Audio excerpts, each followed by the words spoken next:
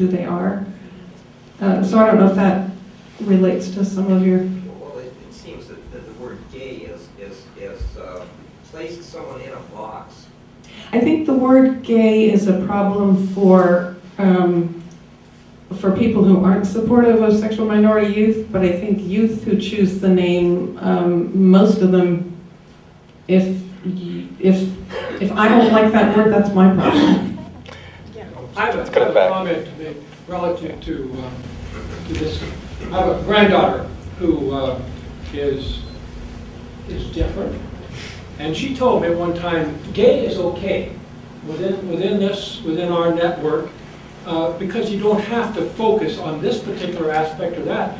It covers the whole. And I thought to say something when gay was pretty negative. She said, no, Grandpa, it's really not. Yeah.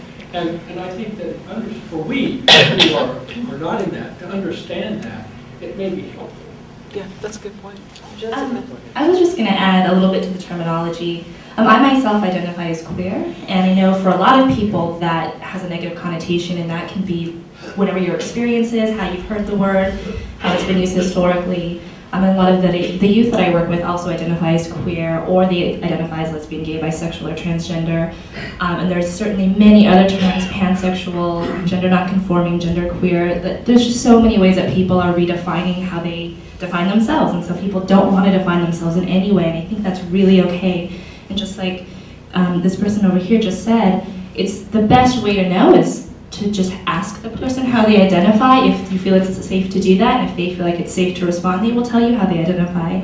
And when they tell you what their identity is, it's not offensive, it's not wrong, and it just means so many different things for so many different people. And it's okay to ask as long as someone's open to talk about it.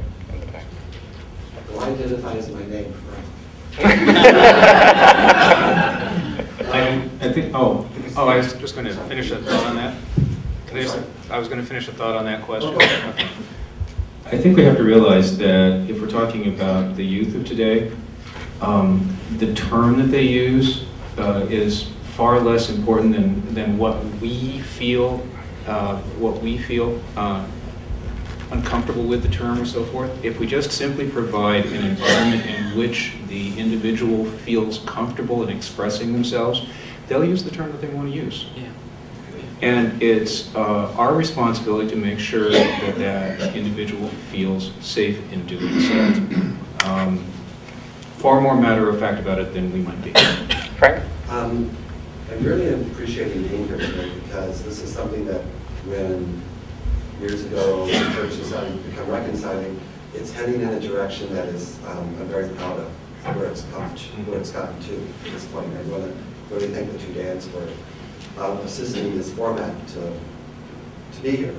But interestingly enough, I wrote on my comment card here before you even brought it up about how do we make connection between LGBT minority youth and religious spirituality. And you kind of touched on it a little bit there. That's a pretty heavy sentence there, I know. But I truly believe that every individual has a spirituality. And one of my things that I was heading toward working on when I got sidetracked for financial reasons was connected, to where we become stronger that way instead of running on their own individual paths. And second of all, each one of you in the organization that you're connected with and a part of, have you ever thought about the idea of trying to put as many of those under one roof, one house? So the connection is made a lot faster, a lot quicker, and the strength of each one of you together would be even more powerful than running separately on your own. Joyce, maybe you can start with that. That was a lot. I do have a couple of thoughts. The one house, the only thing I noted to with that is that SMRC, if you spoke to a youth who's gotten the word in any way, I think the one house for identifying sexual minority in some way would be SMRC. the engaging kids in the religious spirituality piece, I don't know how many teens you have at First United Methodist, but you've got more than First Congregational Crossroad downtown. So there's the outreach to youth about spirituality, period. It's not, if you look at the statistics, the Pew Religious Trust, whatever, young people are not responding to organized religion in large numbers. I'm glad to see some younger faces in the room. I don't assume age on anybody. I'm 24, by the way. I'm identifying old because I took a senior citizen parking spot.